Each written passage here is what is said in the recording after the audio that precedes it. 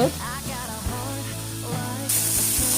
This takes approximately 1 to 3 minutes, and once they're bright green and somewhat soft, so you want them to still be crisp, then they'll be ready.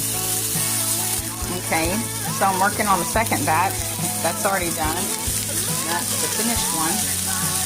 But I have some authentic